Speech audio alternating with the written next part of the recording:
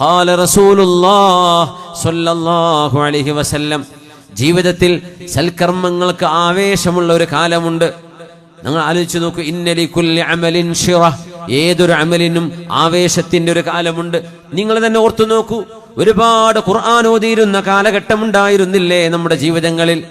ഒരുപാട് ദിക്ർ ചൊല്ലിയിരുന്ന കാലം, ഒരുപാട് സുന്നത്ത് നോമ്പെടുത്തിരുന്ന കാലം, ഒരുപാട് തഹജ്ജുദ് നിസ്കരിച്ചിരുന്ന കാലം, ഒരുപാട് ദാനധർമ്മം കൊടുക്കാൻ ആവേശം കൊണ്ടിരുന്ന കാലം.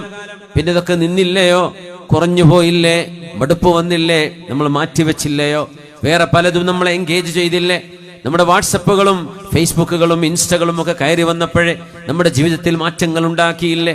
ഇബാദത്തിന്റെ വഴി അവിടെ നിന്നുപോയില്ലേ? പുണ്യനബി ഞങ്ങൾ പറയുകയാണ്, ഏതൊരു ഇബാദത്തിനും ഒരാവേശത്തിന്റെ കാലമുണ്ട്, ഏതൊരു ആവേശത്തിനും ഒരു തളർച്ച വരും. വലികുല്ലി ശിറത്തിൻ ഫത്ര ഫമൻ കാനത് ഫത്രതുഹു ഇലാ സുന്നതി ഫഖദ് ഇഹ്തദാ. ആവേശം കഴിഞ്ഞാൽ ഒരു തളർച്ച വരും.